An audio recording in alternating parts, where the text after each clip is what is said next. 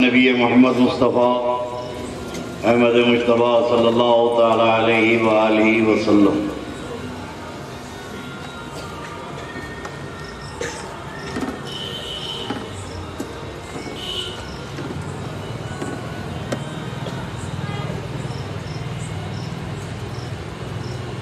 اللہم صلی علی سیدنا محمد وعلی آل محمد معدن الجود والکرم منبع العلم والعلم والحکم وعلی وارث آلہ ومدر کمالہ مرشدی سیدی وسیلتی محیدین الغوث العظم واسع اللطف وبحر الامم مبارک وسلم بفضل سبحان ربک رب العزت عما یصفون وسلام علی المرسلین والحمد للہ رب العالمین۔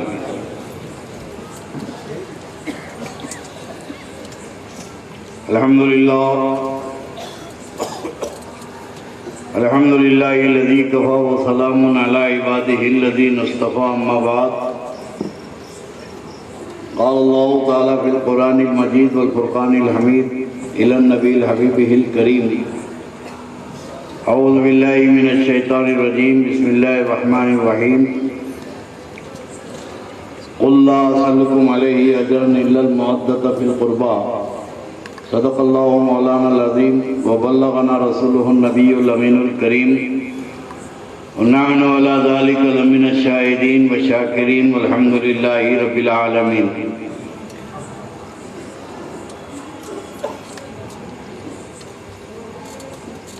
پھول بھیجو نہ پتیاں بھیجو،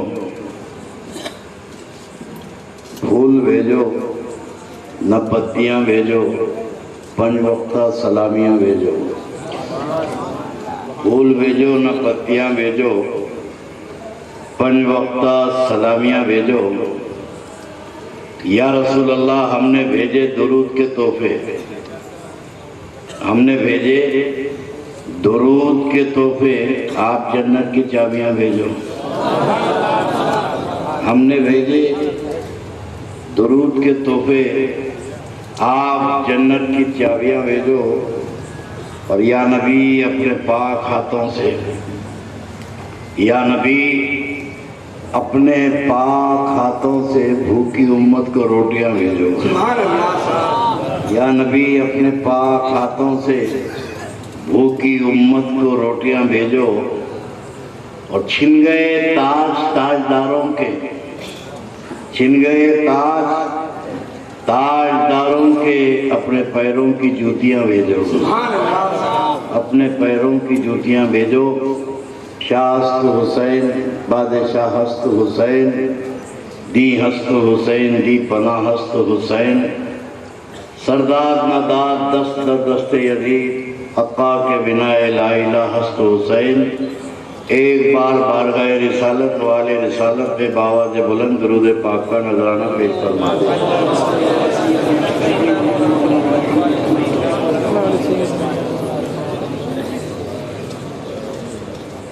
تقریر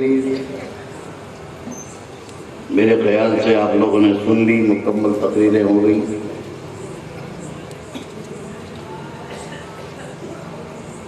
نوجوان مقررین کے خطاب ولولہ انگیز، پرجوش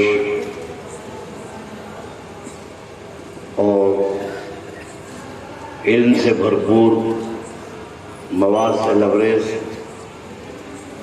تقاریر آپ نے سنی ہے۔ کچھ آسان زبان میں کچھ دین کی بنیادی باتیں آپ حضرات کو بتاؤں گا۔ کوشش یہ کروں گا کہ جو بولوں گا آپ کے دل و دماغ میں اتر جائے۔ میرے دوستو، بہت سارے کام ہم کرتے ہیں،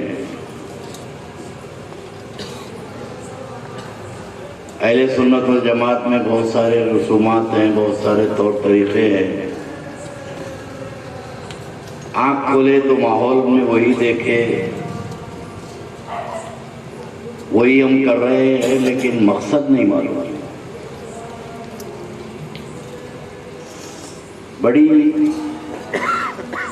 بڑا المیہ ہے ہمارا اہل سنت والجماعت کا کہ اسلام میں جتنے فرقے ہیں، جتنی جماعتیں ہیں،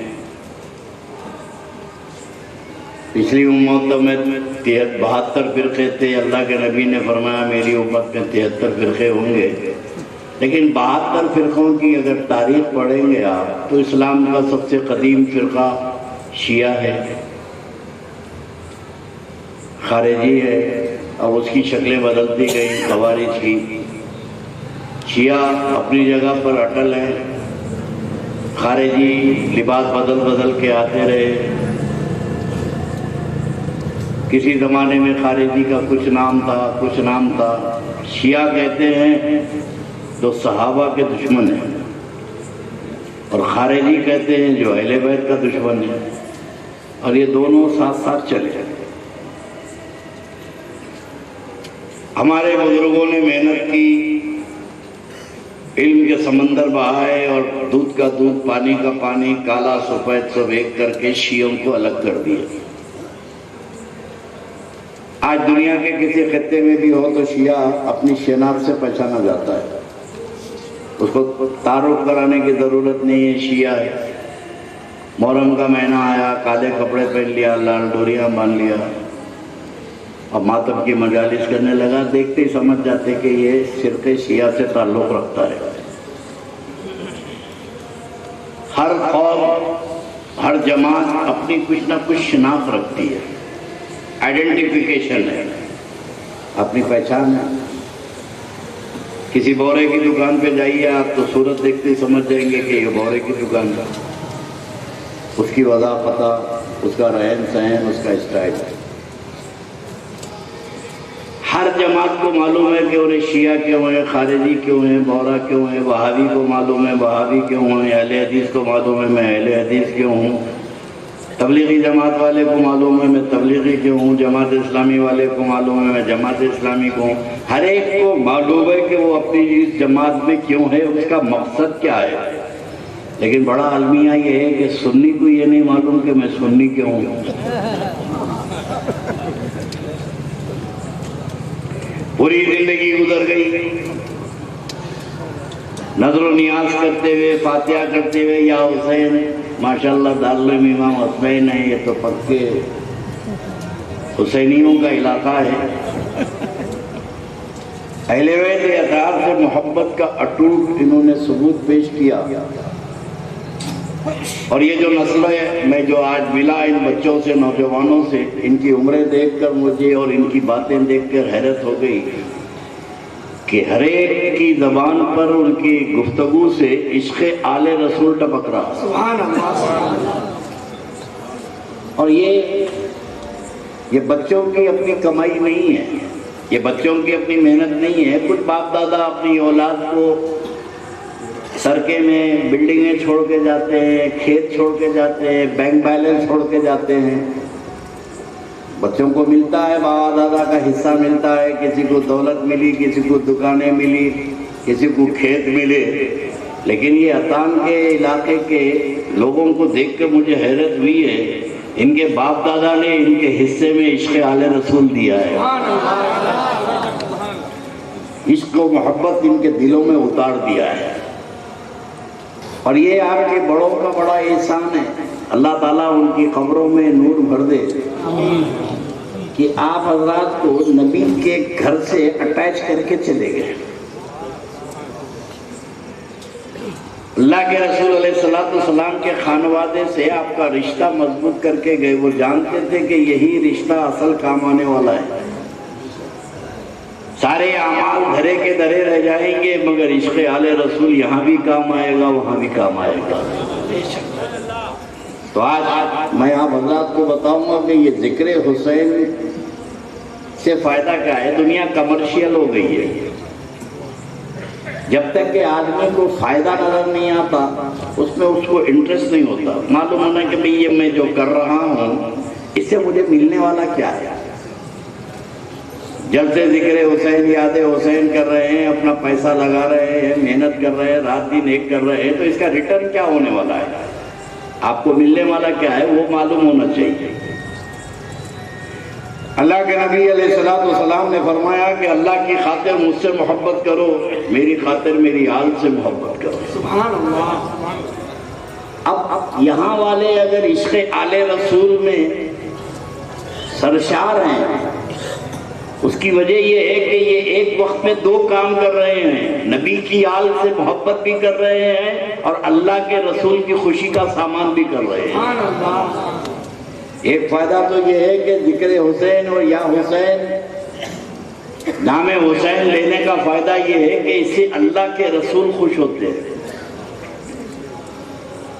ڈائریکٹ اللہ کی خوشی تو کسی کو معلوم نہیں ہے بھئی اللہ کیسے خوش ہوتا ہے، اور ہم لوگ تو ڈائریکٹ والے ہیں بھی نہیں،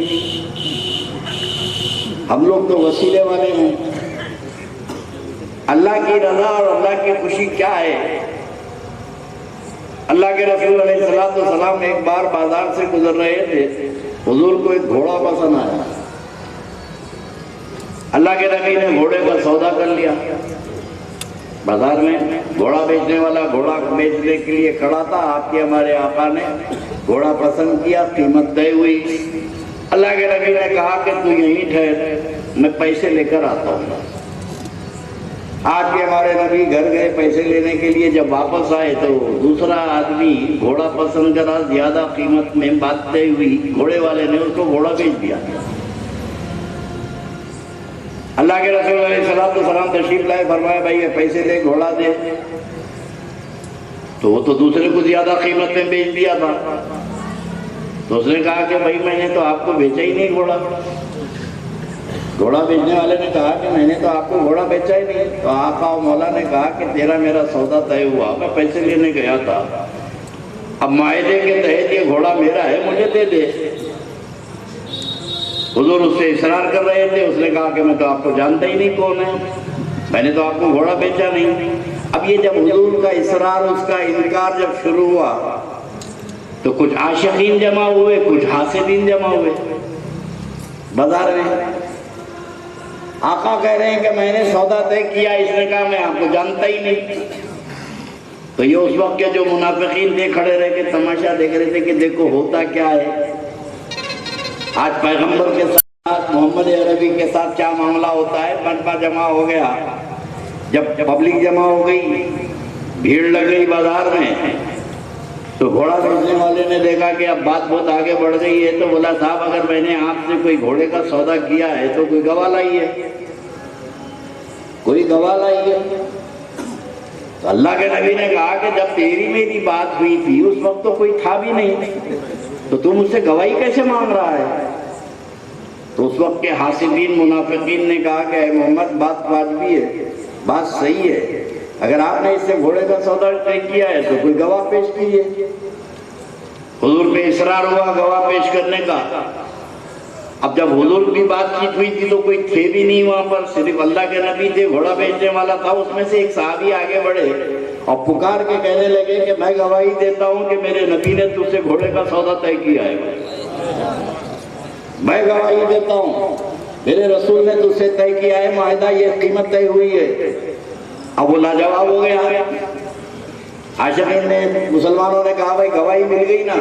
تو وہ مجبور ہو کے حضور کے ہاتھ گھوڑا دے دیا. اللہ کے نبی جب گھوڑا لے کے چلے، اب دین کی اصل دیکھیے، ایمان کیا چیز ہے. میرے آقا نے وہ صحابی سے پلٹ کے پوچھا کہ بھائی تم تو تھے بھی نہیں، میں نے جب گھوڑے کا سودا طے کیا تھا تم تھے بھی نہیں، اب بغیر دیکھے بغیر سنے تم نے کیسے گواہی دے دی کہ میں نے اسے معاہدہ کیا ہے، گھوڑا سودا طے کیا ہے؟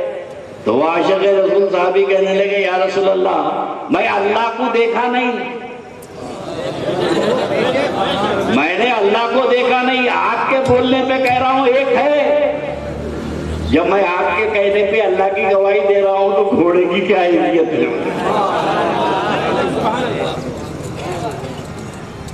تو یہ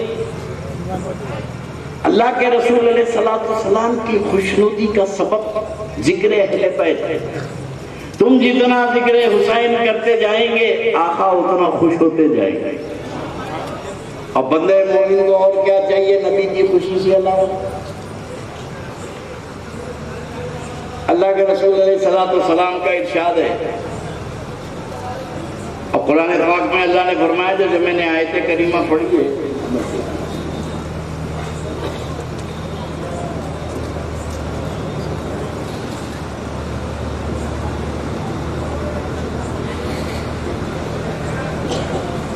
درود شریف پڑھ لیجیے. تھک گئے آپ لوگ؟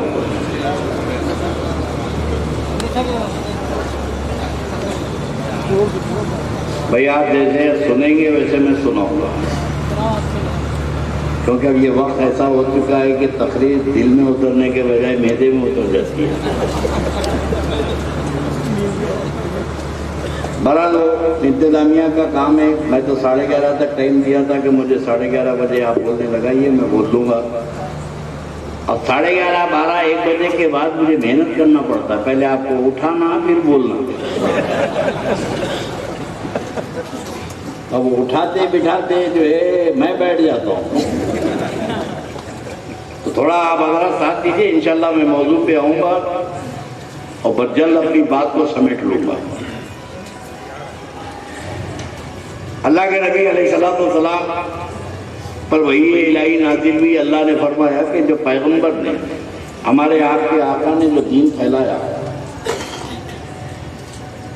ہم تو بہت آسانی سے مسلمان ہیں.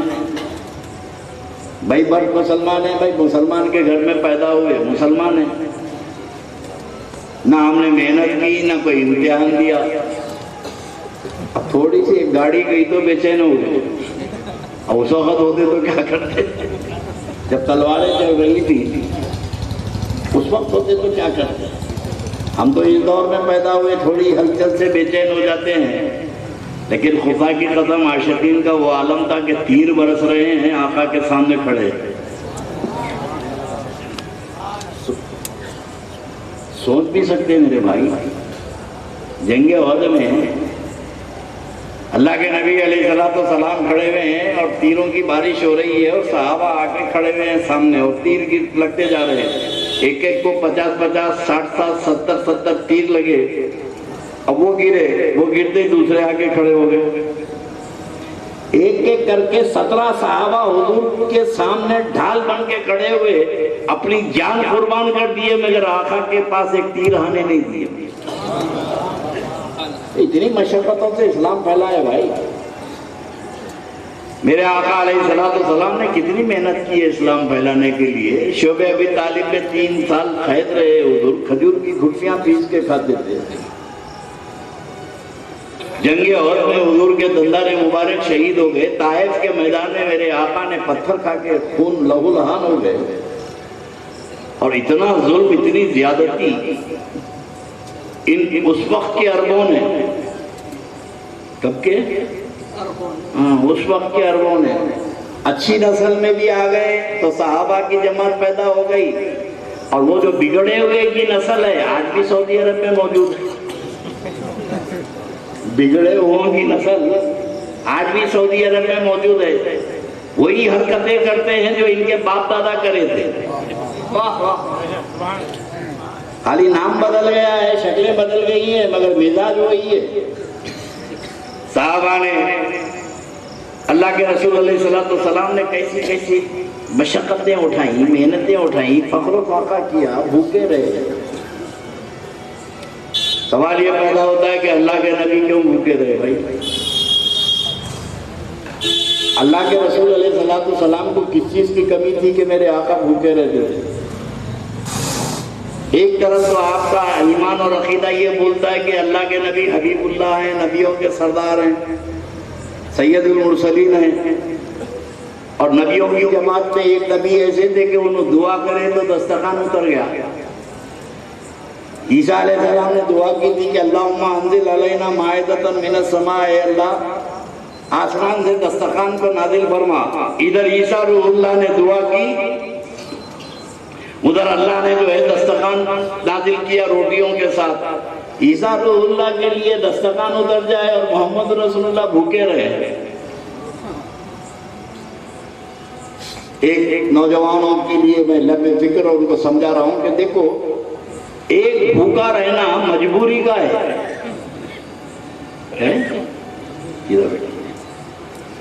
ایک بھوکا رہنا مجبوری کا ہے. کھانے کو کھانا نہیں ہے، بھوکے ہیں. روٹی نہیں ہے، معاش نہیں ہے، پیسہ نہیں ہے، بھوکے ہیں، یہ مجبوری ہے. اور ایک بھوکا رہنا اختیار کا ہے. رمضان کا مہینہ ہے، 200 روپے کی افطاری خرید کے لائے بازار سے، ٹیبل پہ رکھ کے گھورتے بیٹھے ہوئے ہیں، کھاتے نہیں۔ تلن ہے، یہ ہے، دال ہے، سموسے ہیں، کچوری ہے، سب سامنے رکھی ہوئی ہے، کھاتے نہیں، بھوکے ہیں، فاقہ ہے۔ یہ مجبوری کا فاقہ نہیں ہے، یہ اختیاری فاقہ ہے۔ مالک ہو کے نہیں کھا رہے ہیں کیونکہ افطار کا وقت نہیں ہوا۔ جب مغرب کی اذان ہوگی تب کھجور منہ میں جائے گا، تو یہ بھی بھوکے ہیں، لیکن یہ بھوکا رہنا مجبوری کا نہیں ہے، یہ اختیار کا بھوکا رہنا ہے۔ مالک ہو کے نہیں کھا رہے ہیں۔ تو ہمارے آقا و مولا ساری کائنات کے مالک تھے، پھر بھی بھوکے رہتے تھے۔ مالک ہو کے بھوکے تھے، مجبور ہو کے بھوکے نہیں تھے، مالک ہو کے بھوکے تھے۔ اور ایک بات یاد رکھنا کہ سب کو کھانے میں مزہ آتا تھا، اللہ کے نبی کو بھوکے رہنے میں مزہ آتا تھا۔ یہ تو طبیعت کی بات ہے۔ مگر میرے آقا علیہ السلام مشقتیں اٹھائے، محنت کیے، اسلام ہمارے ہاتھ تک پہنچا، ہمارے گھروں تک پہنچا، ہم مسلمان ہیں۔ لیکن ایک بات ہے کہ میرے آقا نے اتنی محنت کی، کسی سے کوئی، اب جیسے مولانا لوگ آتے ہیں، پیسے طے کرتے ہیں، کیا دیں گے کیا لیں گے، کمیٹی والے بولتے ہیں صاحب یہ دیں گے، انہوں بولتے نہیں یہ دیجئے، معاہدہ ہوتا نا بھائی۔ اب یہ عالم لوگ جو تقریر کر رہے ہیں یا پیر لوگ کوئی بھی آ رہے ہیں، یہ جو ایگریمنٹ کر رہے ہیں بھائی نظر کیا دیں گے، ادھر سے آفر آتا ہے حضرت ہم آپ کو اتنے دیں گے، نہیں بھائی اتنا نہیں ہے، اتنے بڑھا دو۔ اب یہ جو پیر صاحب ہو یا عالم صاحب ہو جو تقریر کرنے آ رہے ہیں، پکنک کو تو نہیں آئے نا، دین کا کام کرنے ہی آئے نا۔ اب یہ جو لوگ تقریر کر رہے ہیں یہ دین کا کام کر رہے ہیں یا گھر کا کام کر رہے ہیں؟ دین کا کام کر رہے ہیں، تو دین کے کام پہ اجرت لیے نا۔ حافظ صاحب آئے تراویح پڑھانے کے لیے، کمیٹی والے بولے کیا ہونا بولتا ہے، میں نے بولے 20,000، 12,000 ارے نہیں، انہوں کو 12، 20، 12 میں 15 میں سودا طے ہوتا۔ حافظ صاحب تراویح پڑھا کے چلے آتے، 15,000 لے کے سودا طے ہوا۔ اب یہ قرآن پڑھانا گھر کا کام ہے کہ دین کا کام ہے؟ دین کا کام ہے، تو سودا طے ہوا، پیسے لیے۔ مدرسے میں مدرس آ رہا ہے، بچے کو پڑھا رہا، قرآن شریف پڑھا رہا، پیسے لے رہا، تنخواہ طے کر رہا، 8,000 روپے لوں گا، کھانا دینا 2 ٹائم کا، سودا طے ہوا۔ اب یہ مولوی صاحب جو ہے مدرسے میں جو پڑھا رہے ہیں یہ گھر کا کام کر رہے ہیں کہ دین کا کام کر رہے ہیں؟ دین کا کام۔ تو پتہ چلا کہ دین کے کام پہ اجرت مانگی جاتی ہے، دین کے کام پہ پیسہ مانگا جاتا ہے، اور پیسہ مانگنا حرام نہیں ہے۔ پیسے کی نماز نہیں ہو رہی ہے، 15,000 روپے لے کے جو تراویح پڑھا رہا ہے، اب اگر شریعت کے احکام کے مطابق دیکھے تو اس کے پیچھے نماز ہی نہیں ہوتی جو پیسہ لے کے نماز پڑھا رہا۔ لیکن وہ پیسہ لے رہا ہے کے لیے، انہیں نماز کہیں نہیں پڑھ لے سکتا، اپنا جو وقت دے رہا اس کا پیسہ لے رہا ہے۔ یہ دین کا دار و مدار چل رہا ہے۔ تو پتہ چلا کہ ایک نظام کائنات ہے کہ دین کے کام پہ اجرت لی جاتی ہے۔ تبلیغ والے مبلغ لیتے ہیں، عالم لیتے ہیں، مفتی صاحب لیتے ہیں، فتویٰ دے کے پیسہ لیتے ہیں، حدیث پڑھا کے پیسہ لیتے ہیں، تفسیر پڑھا کے پیسہ لیتے ہیں، یہ سب پیسہ لے رہے ہیں دین کے کام پہ۔ اب یہ آیت کریمہ دیکھیے، اللہ کے نبی علیہ السلام نے اتنی محنت کی، اسلام کے لیے اتنی مشقتیں مصیبتیں اٹھائیں، مگر میرے آقا نے کسی امتی سے 2 پیسے نہیں مانگے۔ میرے نبی نے کسی امتی سے کوئی ڈیمانڈ نہیں کیا کہ میں تم کو ایمان دے رہا ہوں، تم کو شرک سے بچا رہا ہوں، تم کو معصیت سے بچا رہا ہوں، دوزخ کی آگ سے بچا رہا ہوں، جنت میں لے جانے کا وعدہ کر رہا ہوں، یہ سب کر رہا ہوں، مجھے کچھ دو۔ کہیں پر بھی ثابت نہیں ہے کہ میرے آقا نے کسی امتی کے سامنے سوال کیا ہے، کسی امتی سے میرے نبی نے ڈیمانڈ کیا ہے۔ نبی نے کچھ نہیں مانگا، مگر نبی کے رب نے کہا کہ قُلْ لَا أَسْأَلُكُمْ، اے نبی آپ کہہ دیجئے کہ میں دین کی تبلیغ پہ کوئی ڈیمانڈ نہیں کرتا، کچھ پیسے نہیں مانگتا، کوئی اجرت تم سے طلب نہیں کرتا۔ اگر مجھے کچھ دینا ہی چاہتے ہو تو میری اہل بیت سے محبت کرو، میری اہل بیت سے محبت کرو۔ اب یہ اہل بیت کی محبت جو تمہارے دل میں ہے، یہ ذکر حسین کی جو مجلس ہے، یہ نبی کو تم اجرت دے رہے ہیں۔ اللہ نے کہا کہ دینا ہی چاہتے ہو تو نبی کو یہ دو۔ اور کیوں دو؟ اس لیے کہ میرے نبی اس سے خوش ہوتے ہیں، ان کی آل کی محبت سے میرے رسول خوش ہوتے ہیں۔ اور یہی فارمولہ صحابہ کو بھی معلوم تھا۔ جن کے نصیب میں اہل بیت کی محبت آئی وہ کر کے چلے گئے اور عجیب انداز سے کرے. اللہ کے رسول علیہ السلام کی اہل بیت میں سب سے بڑا مقام آتا ہے مولا مشکل کشا کا. حیدر کرار جن کی ذات کے بارے میں اللہ کے نبی نے فرمایا تھا کہ علی دمی کا دمی لہبی کا لہمی، علی تیرا خون میرا خون ہے اور تیرا گوشت میرا گوشت ہے. سبحان اللہ. علی مولا کائنات شیر خدا ہیں اور عشق رسول میں یہ تو آدمی کو عقل و ہوش آنے کے بعد عاشق ہوتے ہیں، مگر علی اس ذات گرامی کا نام ہے جو پیدائش سے نبی کے عاشق تھے. پیدائش سے نبی کے عاشق تھے. اللہ کے رسول علیہ السلام کے یہ چہیتے حیدر کرار علی شیر خدا کعبۃ اللہ شریف میں پیدا ہوئے. آپ کی والدہ کعبے کا طواف کر رہی تھی، درد ہوئے، وہیں پر کعبے میں تولد ہوئے، ولادت ہو گئی.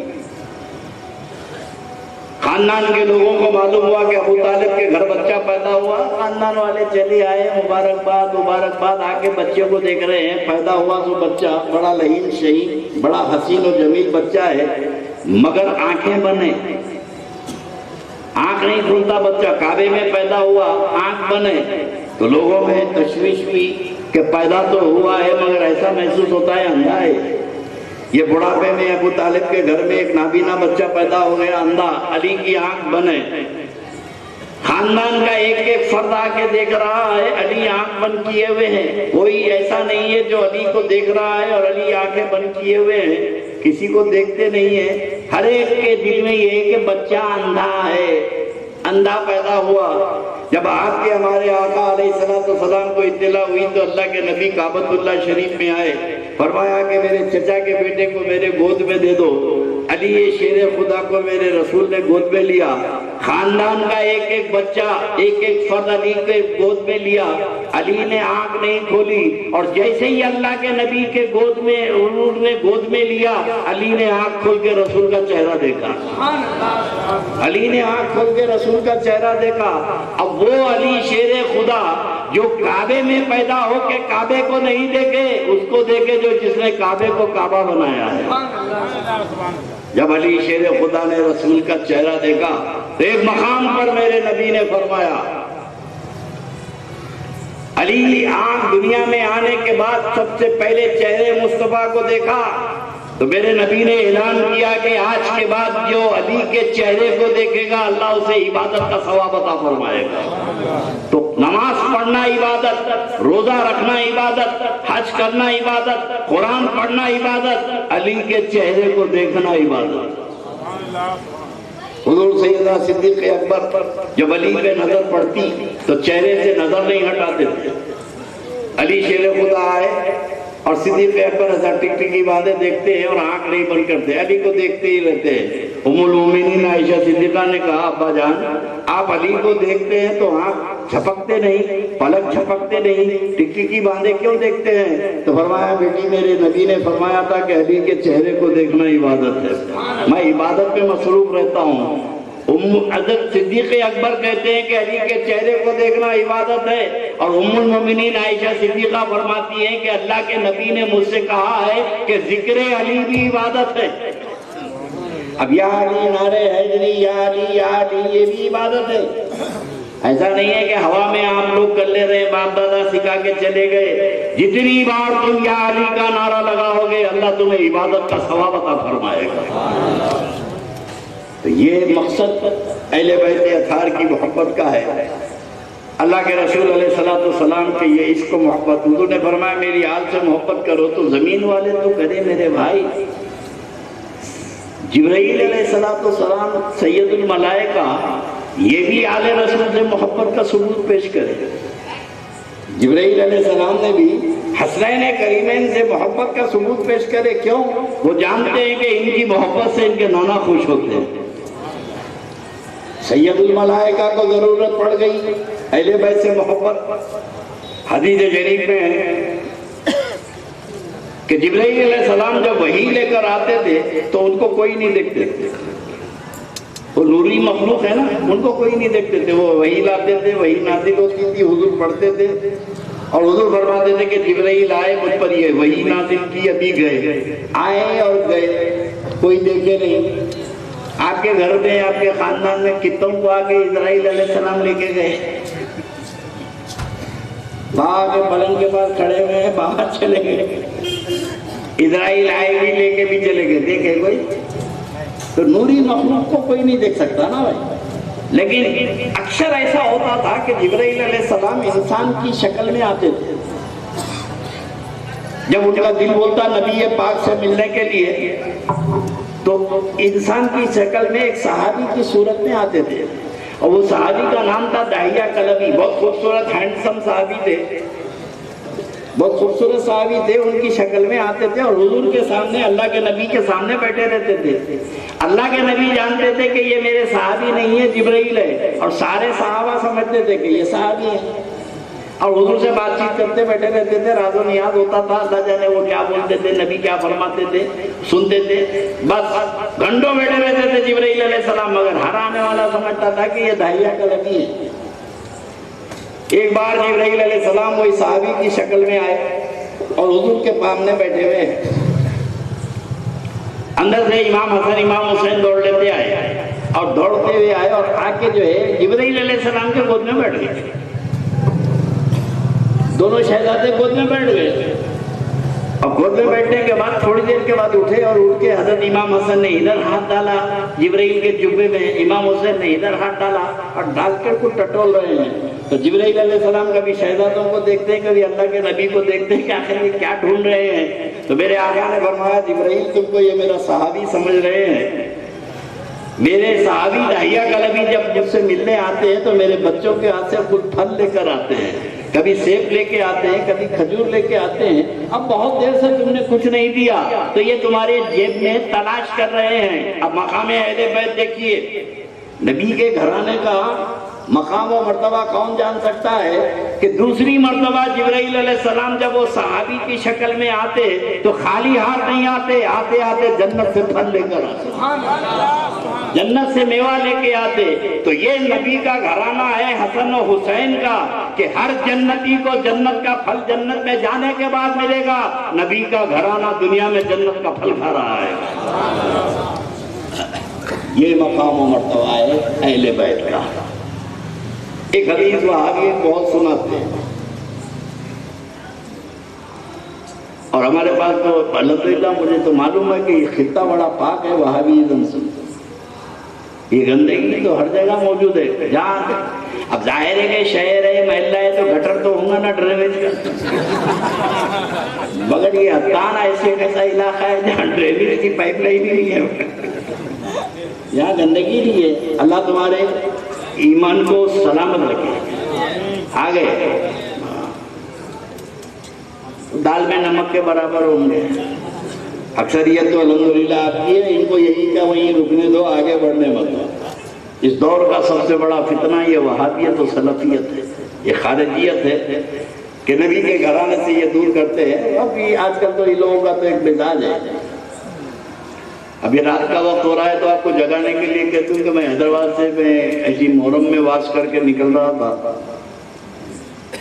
تو راستے میں جو ہے کچھ لوگ ہاتھا پائی کر رہے تھے، ادھر بھی گروپ ادھر بھی گروپ، لڑنے مرنے پہ تیار تھے، تو میں گاڑی روک کے کھڑا ہو گیا کیا قصہ ہے؟ تو ایک بچہ جو ہے وہ شربت بناتے نا محرم میں، امام حسین کی سبیل لگاتے نا، یہاں بھی لگاتے ہوں گے شربت، شربت پلا رہے تھے تو ایک بچہ جو ہے بڑی داڑھی والے کو دیکھا، اب انہیں پہچاننے لگا کہ داڑھی والا ہے کون، داڑھی دیکھتے ہو تو شربت دے دیا، پیو، انہیں کھڑا ہو گیا لڑنے کو، ہم کو شربت دیتے، ہم کو دیتے، اس نے بولا چچا شربت پی لو، حرام ہے، حرام ہے، حرام۔ تو بچہ سہم کے کھڑا ہو گیا، وہ شربت کیسے حرام ہو گیا؟ اور دودھ ہے، روح افزا ہے، بادام ہے، شکر ہے، کوئی چیز اس میں حرام ہی نہیں ہے۔ میتھمیٹکس کو کاننے نہ انہوں بھی جانتے ہیں کہ پلس پلس پلس ہی ہوتا نا، تو شکر، دودھ روح افزا، بادام، پستہ، یہ سب جائز ملا ہے تو ناجائز ہے؟ تو یہ تو تھیوری سمجھ میں نہیں آ رہی کہ کیسے حرام ہو گیا. اب بچہ کھڑا ہو گیا، ادھر سے کھڑے ادھر سے کھڑے ہو، تو میں ادھر سے رکا، بولا بھائی بچہ دے رہا پی لو یار، کیا جھگڑا ہے؟ بولے حرام ہے یہ. بولا کیا چیز حرام ہے اس میں؟ کیا چیز حرام ہے اور کس وجہ سے یہ شربت حرام ہو گیا؟ تو کہنے لگا کہ مولانا آپ کو معلوم ہے ہم لوگ کیوں حرام بولتے ہیں؟ بولے کیوں بولتے ہیں آپ حرام؟ تو بولے اس پہ حسین کا نام لگ گیا، حسین کا نام لگنے سے یہ حرام ہو گیا. غیر اللہ کا نام لگ گیا تو حرام ہو جاتا ہے. بولا اچھا، تو غیر اللہ کا نام لگا تو حرام ہو جاتا. ہاں. بولا تیرے بابا کا نام کیا ہے؟ تو بولے عبد الرحمن. نام لگ گیا نا باپ کا. اگر نام لگنے سے کوئی چیز حرام ہو جاتی ہے تو تیرے نام کے ساتھ تو تیرے باپ کا نام لگ گیا نا. اب تو کیا ہے؟ یہ گھر کس کا ہے؟ بابا کا ہے. باہر نکل، غیر اللہ کا نام لگ گیا. یہ تو کوئی تھیوری نہیں ہوئی نا، یہ پاگلوں کی جماعت ہے. رٹا کے چھوڑ دیے حرام ہے حرام ہے حرام ہے. میں نے کہا اگر یہ نام لگ جانے سے کوئی چیز حرام ہو جاتی ہے نا تو بڑی مشکل ہو جائیں گی.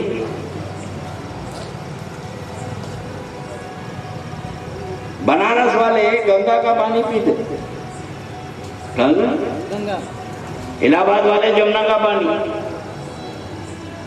اور یہاں کون سی ندیاں ہیں؟ کالی، کالی کے نام پہ بکر گر گئے. کالی کلکتے والی کے نام پہ کالی سندھ ہے. اب کالی کے نام پہ پانی کا دوڑا ندی کا پی رہے، گنگا کا پی رہے ہیں، جمنا کا پی رہے ہیں. ارے عقل کے اندھو، ہندو دیوی دیوتاؤں کا نام لگ جانے سے پانی حرام نہیں ہوتا تو نبی کے نواسے کا نام لگنے سے شربت کیسے حرام ہو جائے گا؟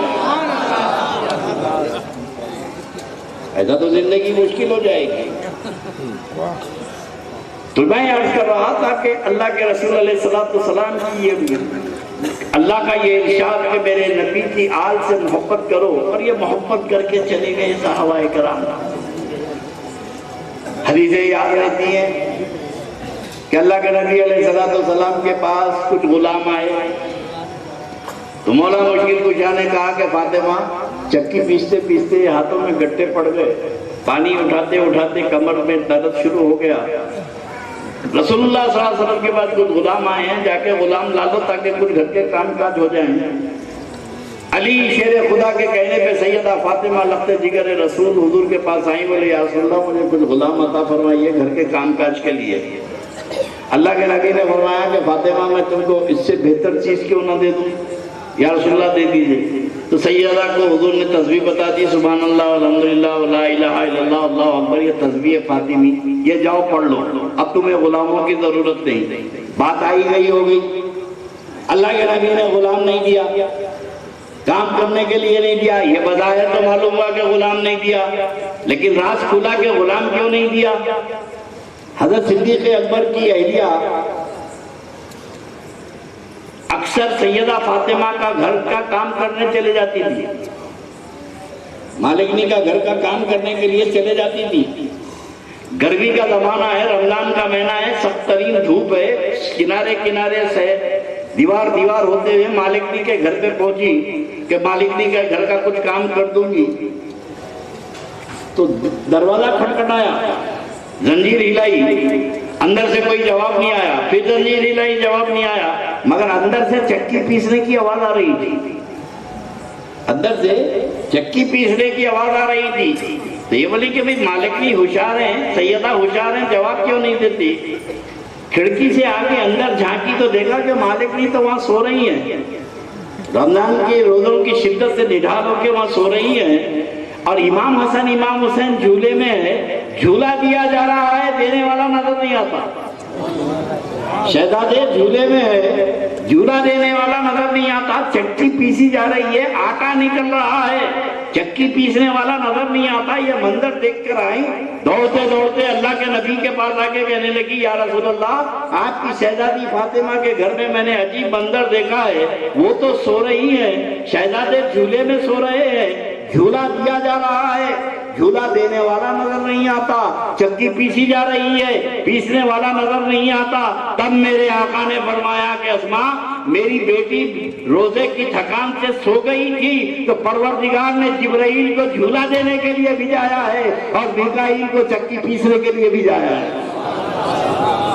اللہ کے نبی نے فرمایا فاطمہ، تیری خدمت کے لیے تو میں نے سید الملائکہ کی ڈیوٹی لگا دی، دنیا کے غلاموں کو لے کے کیا کرے گا؟ یہ عظمت اہل بیت، یہ مقام اہل بیت، ان کا مقام و مرتبہ پوچھنا ہو تو صحابہ کی مقدس جماعت سے اور ہر ایک انداز میں۔ آج ہمیں بڑا دعویٰ ہے کہ غلام محمد رسول اللہ ہے، غلام آل رسول ہیں، اور عجیب بات ہے کہ پہلے زمانے میں تو آپ اکثر آپ کے بڑے یہ سکھاتے تھے، کیسے ہیں بھائی، خیریت سے ہیں؟ بولے آل رسول کا صدقہ، خیریت سے ہیں۔ ہر ایک کی زبان میں تھا آل رسول کا صدقہ۔ اب آل رسول کا صدقہ کوئی بولنے کو تیار نہیں ہے، جب سے سیٹوں کے صدقے شروع ہو گئے، سرمایہ داروں کے صدقے شروع ہو گئے، شرابیوں کے، دانیوں کے، ان کے صدقے کھا رہے ہیں، تو اب یہ صدقے کھانے والے نبی کی آل کا صدقہ بھول گئے، اور عجیب مزاج ہو گیا ہے کہ لوگوں کو پیری مریدی کا شوق ہو گیا، صدقہ خور بھی پیر بن گئے، پوری زندگی صدقے زکات کھاتے رہے، 11ویں رمضان میں سفیر بن کے چندہ لے جاتے، 11ویں میں پیر بن کے نظر لے جاتے۔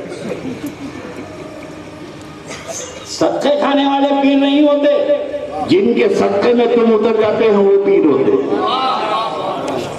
پیر تو وہ ہے جو جن کے صدقے تم ہو جاتے ہیں۔ تو اللہ کے رسول علیہ السلام کے صحابی، اب صحابہ سے بڑا مرتبہ نہیں ہے نا، ایک مقدس جماعت ہے، لیکن عجیب بات ہے کہ رمضان محرم کا مہینہ آیا تو آج کل ایک بیماری ہو گئی لوگوں کو۔ پہلی محرم سے لے کے 10 محرم تک بمبئی میں واز کرتا تھا، جگہ جگہ فضائل امیر معاویہ چل رہا، فضائل امیر معاویہ، پتہ نہیں کیا جنون ہو گیا ان کو، پورے صحابہ کی جماعت میں ایک ہی یاد رہ گئے، ان کو ایک ہی یاد رہ گئے۔ اصل میں قصہ یہ ہے کہ تاریخ یزید کی کر نہیں سکتے تو گراؤنڈ بنا رہے ہیں، یزید کا میدان صاف کرنا ہے تو پہلے باپ کا تذکرہ کرو، لوگوں کے دلوں میں باپ کی عظمت پیدا کرو تو پھر لوگ بچے کے بارے میں خاموش ہو جائیں گے۔ ایک سازش ہے اسلام کے خلاف، اور ہر آدمی اپنے باپ دادا کو یاد کرتا ہے بھائی، جو جن کا غلام ہے ان کو یاد کرتا ہے، ہم اہل بیت کے غلام ہیں، اہل بیت کو یاد کرتے ہیں، ان کا حشر ان کے ساتھ ہونے دو، ہمارا حشر اہل بیت کے ساتھ ہونے دو۔ تو میں ایک بتا رہا تھا کہ عشق آل رسول کتنی اہم چیز ہے۔ چھوٹے سے شہزادے ہیں، امام حسن امام حسین،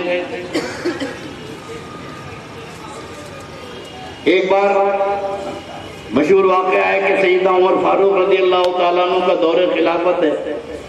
اب امیر المومنین سیدنا فاروق اعظم سے بڑا تو کوئی نہیں ہے نا بھائی، عشر مبشرہ ہے، خلیفۃ المسلمین ہے، خلیفہ دوم ہے، رسول اللہ کے خسر ہیں، ساری فضیلتوں کے امام ہیں، وہ اللہ نے جن کو دنیا میں جنت کی بشارت دی وہ ہے ہمارے خطاب فاروق اعظم۔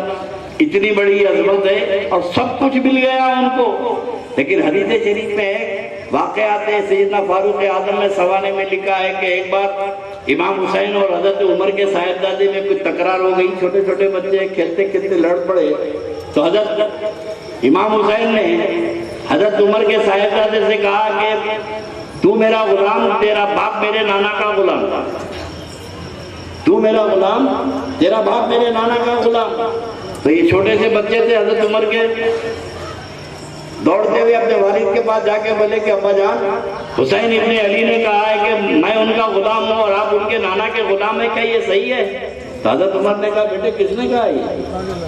بولے حسین نے کہا، کہاں ہے وہ؟ بولے مسجد نبوی کے صحن میں کھیل رہے ہیں، حضرت عمر اپنے بچے کو پکڑ کے لائے اور کھڑے آ کے کہنے لگے یا ابن رسول اللہ، آپ نے میرے بیٹے سے کیا کہا؟ یہ علی کے شیر تھے، نبی کے شہزادے تھے، کہا میں نے کہا کہ تو میرا غلام، تیرا باپ میرے نانا کا غلام۔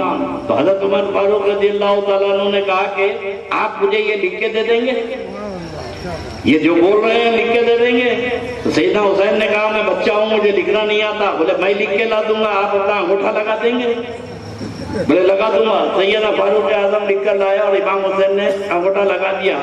اب وہاں پر عاشقین کے ساتھ حاسدین کی بھی جماعت تھی، بولی اب تو چلی علی میں عمر میں، اب تو بہت زبردست چل جائے گی۔ اب یہ لکھانے کے بعد حضرت سرکار فاروق اعظم جلیل القدر صحابی عشرہ مبشرہ خلیفۃ المسلمین مسجد نبوی میں رقص کرنے لگے، اچھلنے کودنے لگے۔ تو لوگوں نے کہا کہ امیر المومنین ایسی کیا خوشخبری آپ کو مل گئی کہ نہ مصر فتح ہوا تو اتنی خوشی دے کے، نہ شام فتح ہوا، نہ عراق فتح ہوا، آخر کیا خوشی مل گئی آپ کو کہ آپ کے پاؤں زمین پہ نہیں ٹکتے ہیں؟ تو فاروق اعظم نے کہا کہ میدان محشر پہ خدا کا سامنا کرنے سے میں ڈر رہا تھا کہ کیا صورت لے کے اللہ کی بارگاہ میں جاؤں گا، کیا صورت لے کے رسول اللہ کی بارگاہ میں جاؤں گا۔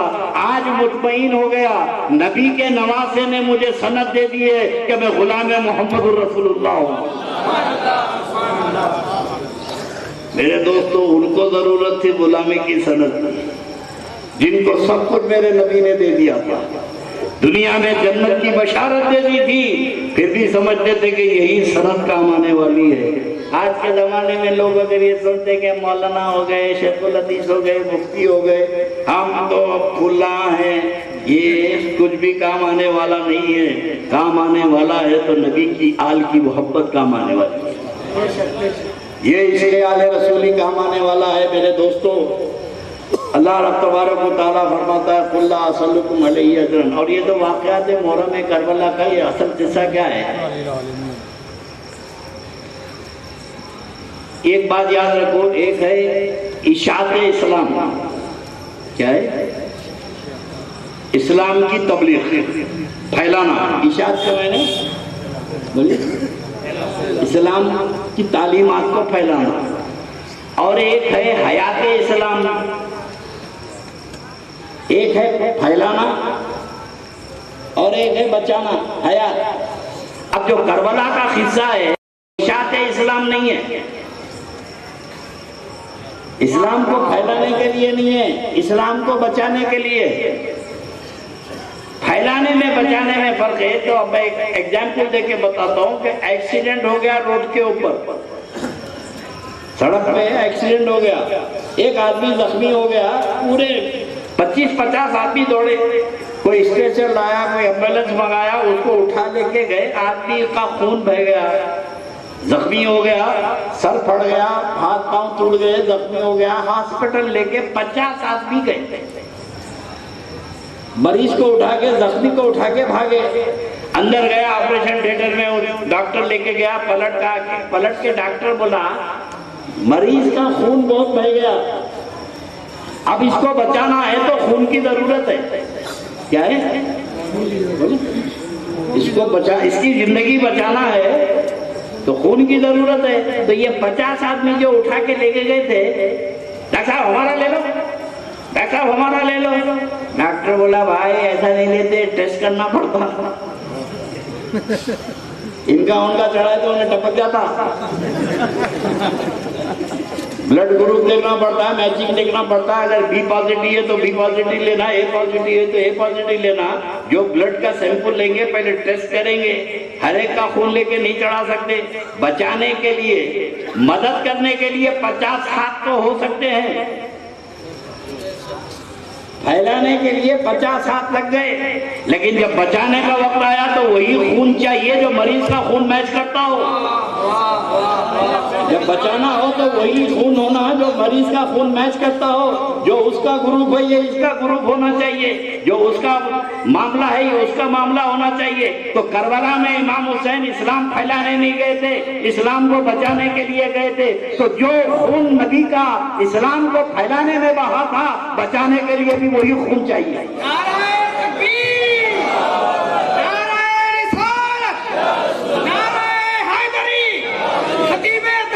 اس لیے کربلا کا واقعہ حسین اب جا اسلام کو بچا، میرے خون کی ضرورت ہے، اس کے اشاعت میں میرا خون لگا ہے تو اس کے بچانے میں بھی میرا خون لگے گا۔ دنیا کی لیبارٹری میں تمہارے خون کی ٹیسٹنگ ہوتی ہے، مصطفیٰ نے پہلے ٹیسٹ کر کے بتا دیا کہ علی دمی کا دمی اور لہمی کا لہمی، علی تیرا خون میرا خون ہے، تیرا گوشت میرا گوشت ہے۔ اب وہی علی شیر خدا کا خون کربلا میں اپنی زندگی کو قربان کیا۔ تو میرے دوستو، جتنا تم اہل بیت اطہار کا ذکر کرتے جائیں گے، اللہ رب تبارک و تعالیٰ اس ذکر سے، اور میں نے تو بتایا نا کہ ابھی آج کے زمانے میں جماعتیں نکلتی جائیں گی، بہت ساری جماعتیں نکل رہی ہیں، یہ جماعت آ رہی وہ جماعت جا رہی، ابھی یہ مرے نہیں، ان کے باپ پیدا ہو جاؤ، ایک سے چھٹکارا نہیں ملا کہ دوسرا آ جاتا۔ اب اہل حدیث مرے نہیں تھی، اہل قرآن آ گئے۔ کتنا اچھا جملہ دکھتا نہیں، اہل قرآن، ہم تو قرآن کو مانتے ہیں، تو کون بولے گا کہ ہم مت مانو؟ یہ فرقوں کا دور ہے، لیکن قربان جائے آپ کے بڑوں کے، آپ کے ایمان کی حفاظت کر کے گئے، آپ کے ایمان کی سلامتی کا انتظام کر کے گئے، اور یہی ڈگر پہ چلتے رہے، یہی مشن لے کے چلتے رہے تو ہزاروں جماعتیں پیدا ہو جائیں لیکن تمہارے ایمان کو دھکا نہیں لگے۔ اور سب سے اہم چیز تو ایمان ہے نا بھائی، عمل بڑھا کے ایمان بڑھا، بولو بھائی۔ الصلاۃ و عماد الدین، نماز دین کا پلر ہے، نماز دین کا کھمبا ہے۔ کھمبا گاڑتے کہاں؟ زمین ہونا نا، عقیدہ جو ہے زمین ہے اور نماز کھمبا ہے، زمین ہوگی تو کھمبا گڑے گا نا۔ اس لیے تبلیغی جماعت والوں کو دیکھیے آپ، کھمبا لے کے پوری دنیا میں پھر رہے ہیں۔ بابا کہاں ہے؟ بھوپال گئے ہوئے، بابا کہاں ہے؟ دلی گئے ہوئے، کہیں کھمبا لے کے گئے، اور یہ کھمبا لے کے مارے اس لیے پھر رہے ہیں کہ ان کو نامعقولوں کو زمین ہی نہیں مل رہی ہے، اور سنیوں کے پاس زمین بہت ہے، بلڈنگ نہیں ہے۔ اپنے پاس پلاٹ بہت پلاٹ ہے، اہل بیت کی محبت کے پلاٹ ہے، غوث اعظم کی محبت کے پلاٹ ہے، غریب نواز کی محبت کے پلاٹ ہے، صحابہ کی محبت کے پلاٹ ہے، بہت زیادہ پلاٹنگ ہے، بلڈنگ ہی نہیں بن رہی۔ نظر کرتے، فاتحہ کرتے، دھوم کرتے، مسجد کو نہیں آتے، مسجد میں نہیں آتے،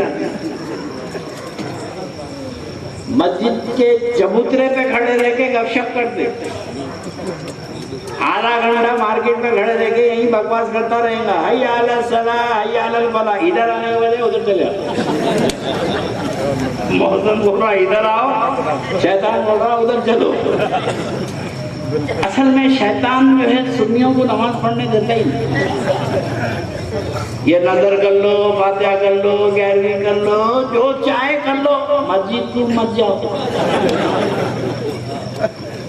شیطان کو بھی معلوم ہے اصل مسلمان یہی ہے، ایمان والے یہی ہے، یہ نماز پڑھیں گے تو قبول ہو جائیں گے، تو ان سے سب کرا رہا نماز پڑھنے نہیں دے رہا۔ شیطان کو معلوم ہے کہ میرے سجدے قبول نہیں ہو رہے، تو اب شیطان سے ہماری خوف شکست کھاتی ہے۔ غوث اعظم غریب نواز کے غلام شیطانوں سے نہیں ڈرتے میرے دوستو۔ کچھ نہ کچھ یہ جلسے جو ہوتے ہیں نا، اس کی چینجنگ تمہاری لائف میں آنا چاہیے۔ میسج تو یہی ہے نا بھائی، اتنی محنت کرے یہ بچے، کئی 2 دن سے جاگ رہے ہیں، میں نے کہا سو جا بھائی سو جا، وہ تو نہیں زیادہ ذمہ داری ہے، مگر کتنی لگن اور محنت سے انہوں نے کیا، تو اس کا ریٹرن بھی تو آپ کو دینا چاہیے۔ آپ کی لائف میں کچھ چینج آنا چاہیے، آپ کی زندگی میں کوئی تبدیلی، پریورتن بولتے ہیں نا ہندی میں، کچھ تو چینجنگ آنا چاہیے، کوئی تبدیلی آنا چاہیے۔ یہ جلسے کے اثرات ایسے ہونا چاہیے کہ اس کے بعد کل کے بعد مسجد کی آبادی بڑھ جانا چاہیے، تو ہم سمجھیں گے کہ جلسہ قبول ہو گیا۔ ذکر حسین کی مجلس قبول ہوئی کہ نوجوان کے قدم مسجد کی طرف آ رہے ہیں، پھر وہی بازار میں کھڑا ہوا ہے تو پتا چلا کہ ہمارا آنا بیکار، تمہارا سننا بیکار، اور اتنا خرچہ کرنا بیکار۔ تو یہ بے مقصد کے جلسے نہیں ہونا چاہیے، ان جلسوں کو بامقصد بنائیے، اپنی زندگی میں تبدیلی لائیے۔ امام حسین کا تذکرہ صرف تفریح کے لیے سننا نہیں ہے، ذکر حسین اپنی زندگی میں تبدیلی لانے کے لیے سننا ہے۔ کچھ چینجنگ لاؤ۔ ہم پنکھے میں نماز نہیں پڑھ رہے ہیں اور ایک سے ایک شاندار کارپیٹ بچھی ہوئی ہے مسجد میں، یہاں نماز نہیں ہوتی، ایئر کولر لگے ہوئے نماز نہیں ہوتی، اور قصہ سن رہے ہیں امام حسین کا کہ تپتی ہوئی دھوپ میں 3 دن کی بھوک و پیاس سے 72 رقم کھا کے امام حسین نے نماز اثر ادا کی ہے۔ جس کا تذکرہ کرتے ہیں وہ 72 رقم کھا کے نماز پڑھے اور سننے والے شربت پی کے نماز نہ پڑھے، کھچڑا کھا کے نماز نہ پڑھے، تو یہ آپ اندر کوئی تبدیلی نہیں لائے نا بھائی۔ یہ ذکر کا فائدہ کیا ہوا اور یہ ذکر حسین کا کیا فائدہ ہوگا؟ اپنی بات کو میں بہت ذرا تاخیر ہوگی مجھے بولنے میں، لہذا مضمون کو میں سمیٹ لیتا ہوں۔ ہو سکتا ہے کہ کل ورکنگ ڈے ہو، ہے نا، انشاءاللہ زندگی باقی رہی تو پھر آپ ہم ہوں گے۔ آج تو سیریز کھیل کے جا رہا ہوں میں، انشاءاللہ زندگی رہی تو ون ڈے کھیل کے جاؤں گا۔ درود شریف پڑھ۔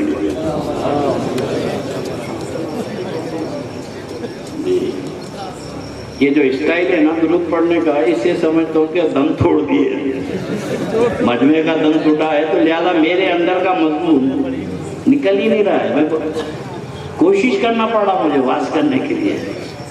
ایک بار درود شریف پڑھو زور سے تو میں تاکہ آپ کو بجھا۔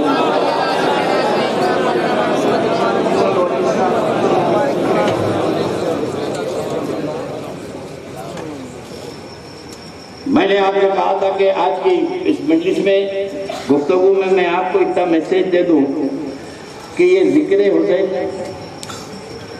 ذکر کا فائدہ کیا ہے؟ آپ کو ہم کو یاد حسین کا کیا فائدہ ملے گا، ذکر اہل بیت کا ہم کو فائدہ کیا ملے گا، تو ریٹرن ہے۔ اب فائدہ یہاں چاہیے، فائدہ آخرت میں چاہیے۔ دنیا میں کیا فائدہ ہے، آخرت میں کیا فائدہ ہے، اس کا میں آپ کو اس کی بارے میں بتانا چاہتا ہوں کہ آپ کو ریٹرن کیا ہوگا، آپ کا فائدہ کیا ہے۔ میرے دوستو، یہ بات تو آپ نے کہہ دیا کہ اصل ہے ایمان، کیا ہے؟ بولیے، ایمان اصل ہے۔ عمل کی قبولیت اور رد قبولیت کا تعلق ایمان پر ہے۔ ایمان اگر ہے تو نماز روزہ، اب بروز معیشت کے جان کو تاز نبوت مسجدوں میں لکھ کے لگاتے ہیں، بروز معیشت کے جان کو تاز نبوت اولین پرسش نماز نبوت۔ سب سے پہلے اللہ صاحب نماز کا سوال کریں گے کس سے؟ وجے راجے سندھیا سے،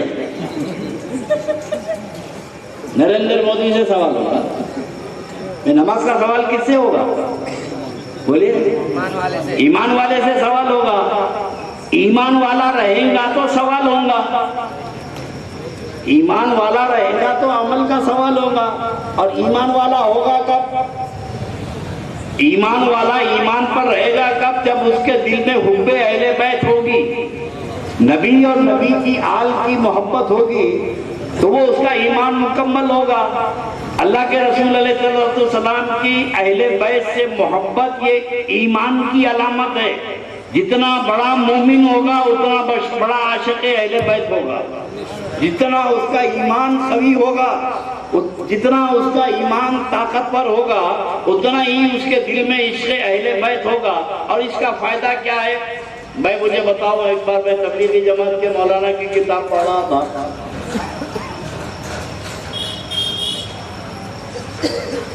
ان کی فضائل اعمال ان کی کتاب ہے، اور وہ اتنی مقدس کتاب ہے کہ تبلیغی جماعت والے قرآن شریف کو نیچے رکھتے، وہ کتاب کو اوپر رکھتے، بڑی فضیلت ہے نا بھائی۔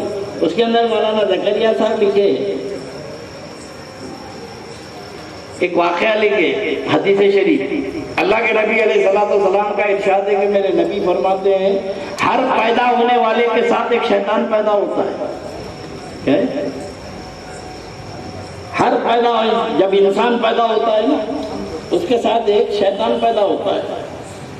ہر ذی روح کے ساتھ ایک شیطان پیدا ہوتا ہی اللہ کے نبی نے فرمایا. میں پیدا ہوا، میرے ساتھ پیدا ہوا، آپ پیدا ہوئے. آدم علیہ السلام سے لے کے قیامت تک جتنے پیغمبر پیدا ہوئے، جتنے رسول پیدا ہوئے، جتنے ولی پیدا ہوئے، سب کے ساتھ ایک شیطان پیدا ہوا. تو صحابہ نے ادباً پوچھا یا رسول اللہ آپ کے ساتھ بھی شیطان پیدا ہوا؟ تو میرے نبی نے فرمایا میرے ساتھ پیدا ہوا مگر مسلمان ہو گیا. میرے ساتھ پیدا ہوا مگر مسلمان ہو گیا. اب اللہ کے نبی کے ساتھ جو پیدا ہوا وہ تو مسلمان ہے، اور اپنے ساتھ جو پیدا ہوا آن ڈیوٹی ہے. 24 آور کا جاب ہے، گیا ہی نہیں جب سے پیدا ہوا. اور اتنی کوئک سروس ہے اس کی کہ اگر آپ جمائی لے رہے ہیں، جمائی لیتے لیتے منہ پہ ہاتھ نہیں لگے تو منہ میں تھوک دیتا، ہاتھ نہیں لگے تو منہ میں تھوک دیتا. اور اتنا زیادہ انسان کے قریب ہے کہ سانس میں خون کے ساتھ دوڑتا ہے، اندر دماغ بناتا پروگرام. اور شیطان کی اتنی قوتوں کو نہ وہاں بھی بہت زیادہ مانتے ہیں. جتنا شیطان کی قوت کو یہ لوگ مانتے نا، اتنا اللہ کے ولیوں کی نبی کی قوت کو نہیں مانتے. مگر شیطان کا پاور تو مانتے ہیں. شیطان بہکا رہا، شیطان نماز نہیں پڑھنے دے رہا، شیطان روزہ رکھنے نہیں دے رہا، شیطان گناہ کرا رہا، شیطان گیرینی کرا رہا، شیطان جھنڈے چڑھوا رہا، شیطان شربت حسین پلا رہا. یہ سب شیطان کر رہا، ہر کام شیطان کر رہا. تو کتنا پاورفل ہے شیطان. کتنا میں ایک دفعہ بمبئی میں ٹھہرا ہوا تھا ایک ہوٹل میں، 3-4 دن ٹھہرا ہوا تھا. تو سامنے اہل حدیث بھی کمرے کے سامنے تھا. 2-4 دن دیکھا انہیں، دروازہ کھولا تو گھس گیا اندر. السلام علیکم. وعلیکم السلام. یہ ہاتھ اٹھایا ہمیں بھی. آپ حیدرآباد کے کاظم پاشا نا؟ بولا ہاں. بھائی 4 دن سے دیکھ رہا ہوں. بولا میں بھی دیکھ رہا ہوں، تم کو بھی دیکھ رہا ہوں میں. اب انہوں آ کے مجھے سنا رہے ہیں رات کو کرنٹ چلا گیا تھا، پاور. بولا نہیں معلوم. نہیں بہت دیر تک کرنٹ نہیں تھا. اور صبح میں گرمی سے پریشان ہو کے بالکنی میں جا کے سو گیا. صبح شیطان آ کے پاؤں دبایا، مولانا میری فجر چلی گئی. شیطان پاؤں دبایا، میری فجر چلی گئی. بولا نہیں سمجھا. میں بالکنی میں سو گیا تھا گرمی سے. پھر شیطان آ کے میرے کو دبا کے سلا دیا. میری نماز چلے گئی فجر کی. بولا کہاں کے رہنے والے ہیں تم؟ میں حیدرآباد کا. بولا بول کے آئے تھے شیطان کو بمبئی جا رہا ہوں. شیطان کو بول کے آئے تھے بمبئی جا رہا ہوں. روز ہوتی کیا ملاقات؟ نہیں. تو اس کو کیسے معلوم ہوا تو بمبئی آیا؟ شیطان کو کیسے معلوم ہوا تو بمبئی آیا؟ بمبئی میں آ کے ہوٹل میں ٹھہرا ہوا ہے، کمرہ نمبر 105. پلنگ پہ نہیں ڈھونڈا، بالکنی میں چلا گیا. کیا نالج ہے شیطان کو، کیا علم ہے یہ؟ اب تو نماز پڑھنے والا نہیں پڑھنے والا اس کو کیسے معلوم؟ نماز کا تعلق تو قلب سے ہے نا. تیرے ارادے سے انہیں کیسے واقف ہو گیا؟ تو کہنے لگا مولانا عجیب سوال کر رہے ہیں. شیطان کو علم رہتا نا. بولا اتنا علم رہتا کہ تو کہاں جا رہا، کہاں آ رہا، کہاں ٹھہر رہا، کیا کر رہا، سب کی خبر شیطان کو. بولے بالکل، شیطان کو پل پل کی خبر رہتی ہے ہماری. ملا اچھا یہ شیطان کو اتنا پاور کس نے دیا؟ بولیے. آتا نہیں بولیے. شیطان کو یہ پاور کس نے دیا؟ اللہ نے دیا نا. بولیے. شیطان کو یہ پاور اللہ نے دیا. کیا پاورفل ہے. اب یہ دل پہ ہاتھ کر کے بتا کہ شیطان مردود ہے کہ محبوب ہے؟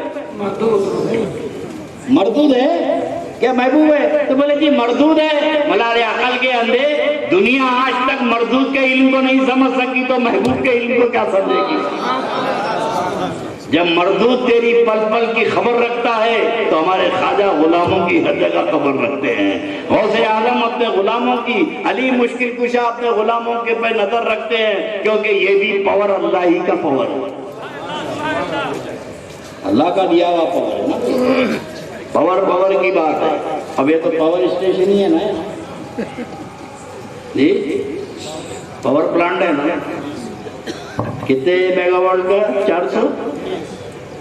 419 میگا واٹ. اب آپ تو الیکٹرک ڈپارٹمنٹ کے پاور ہاؤس کے، مجھے بتائیے کہ مین اسٹریٹ پہ جو پاور جاتا ہے کرنٹ کتنا ہوتا ہے اس میں؟ جو پاور ہاؤس سے جو پاور بن کے نکلتا ہے 11,000 11,000 کلو واٹ کا پاور. یہ مین اسٹریٹ پہ جو 80 فٹ بلندی پہ جو وائر ہوتا ہے نا 11 kV کا ہوتا پاور. کسی میں طاقت ہے کہ یہ ڈائریکٹ تار ڈال کے پاور لے لے؟ بولو نہیں، یہ ڈائریکٹ تار پہ 20 میٹر سے کھینچ لیتا. 11 kV پاور یہ تاروں میں جاتا ہے مین اسٹریٹ کے. اور یہ پاور ہاؤس میں جو پاور بناتے ہیں کوئی متقی پرہیزگار نہیں بناتے. یہ اولیاء اللہ کا بنایا ہوا پاور نہیں ہے. یہ پاور ہاؤس میں دن میں پاور بناتے، شام میں ڈال کے پڑے رہتے. دن میں پاور بناتے، شام میں ڈال کے پڑے رہتے. یہ گناہگاروں کا، کافر و مشرکوں کا بنایا ہوا پاور تم ڈائریکٹ نہیں لے سکتے، تو وہ سپر پاور کو کیسے ڈائریکٹ لے لیں گے؟ وہ سپر پاور کو کیسے ڈائریکٹ لے لیں گے؟ ہے کسی میں طاقت جو ڈائریکٹ اللہ کے پاور کو لے لے؟ نہیں لے سکتا. جب اللہ نے چاہا کہ کائنات میں اپنے پاور کو بھیجے تو کس میں دم تھا کہ وہ ڈائریکٹ پاور کو لیتا؟ تو اب یہ جو پاور جو آپ کا چلتا ہے نا 11 kV کا، اب یہ 11 kV کا پاور ہزاروں واٹ کا پاور چلا مین اسٹریٹ سے، پھر وہ ٹرانسفارمر میں لوڈ کی شفٹنگ ہوئی. آگے ایک ٹرانسفارمر بنا اسٹیشن، لوڈ کی شفٹنگ، پھر آگے بنا لوڈ کی شفٹنگ، پھر محلے کے ٹرانسفارمر میں آپ کے گھر کو آیا تو 240 ہو گیا. آپ کے گھر میں آیا 240 چلا تھا 11,000 واٹ کا، گھر کو پہنچا تو 240 ہو گیا. اگر یہ 11,000 آپ کے علاقے میں آ جائے،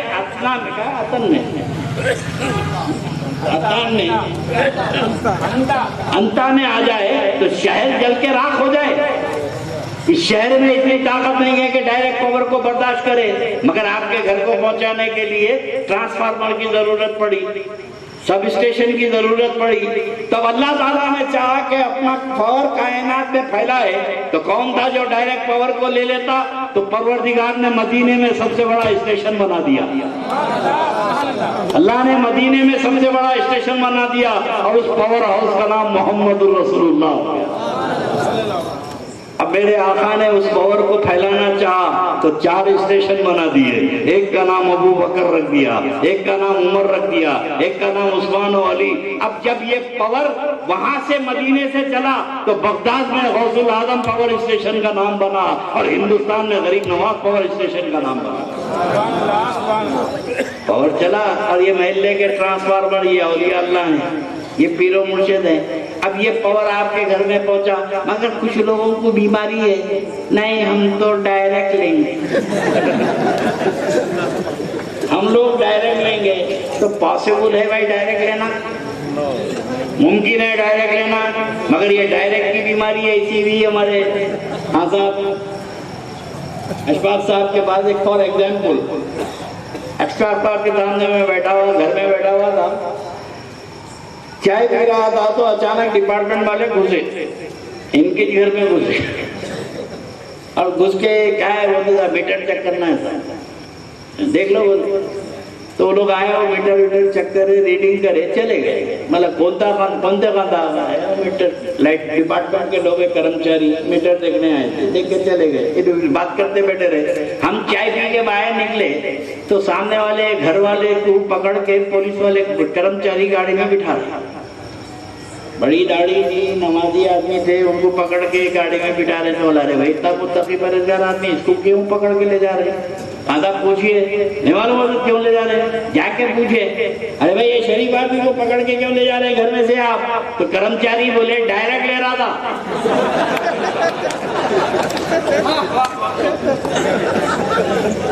ڈائریکٹ لے رہا تھا. تو جو بولا پتا چلا کہ جو ڈائریکٹ لیتا ہے وہ چوری کا پاور ہوتا ہے، اب تو وسیلے سے لیتے ہیں. ہم اللہ کا پاور لیتے ہیں تو خواجہ کے دربار سے لیتے ہیں.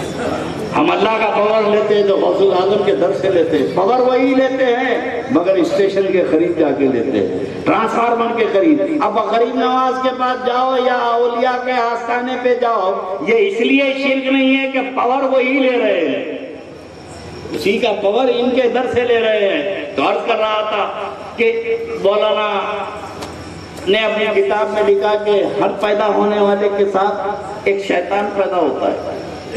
حدیث شریف میں اللہ کے نبی نے فرمایا میرے ساتھ جو پیدا ہوا وہ تو مسلمان ہو گیا, اور ہمارے ساتھ جو ہے وہ تو 24 گھنٹے ڈیوٹی پہ, اور ایسی ڈیوٹی پہ رمضان میں رات کو سحری کرے, صبح چبوترے پہ بیٹھ کے گٹکا کھا رہے, سامنے جانے والے ارے کیا بھائی روزہ نہیں ہے, ارے بھول گیا, ارے بھول گیا, شیطان بہکا دیا, پھر صبح ہی رات کو سحری کرے صبح گٹکا کھلا دیا, بیڑی مارتے بیٹھے گئے, ارے بھول گیا, نماز میں ستا رہا, حج میں ستا رہا, زندگی بھر دشمن بنا ہوا ہے. ایک صاحب کرمچاری تھے, سپرنٹینڈنٹ تھے آفس کے, چابیاں نہیں مل رہے تھے, سیٹرڈے کو گھر کو آئے, چابیاں میز کے اوپر رکھے, بچے کیا کرے کھیل کے گھما دیے. اب اتوار کے دن سنڈے کے دن انہوں نے بیوی سے بولے صبح منڈے, ارے یہاں چابیاں تھے کہاں ہیں, بیوی بولے وہیں ہوں گے. اب ڈھونڈ رہے نہیں مل رہی. اب سیب کی چابی کی, وہ صبح پہلی تاریخ تھی, سیلری دینا تھا, تنخواہیں دینا تھا, پگار دینا تھا, ان کے ذمہ تھی. اب منڈے کو آفس کو جانا, دفتر کھولنا, پگار دینا, بڑا پریشان ہے. بیوی کو بولے ارے چابیاں دیکھو, وہاں پگار دینا ہے تو میری نوکری چلے جاتی. پورا گھر دیکھے چابیاں نہیں ملے.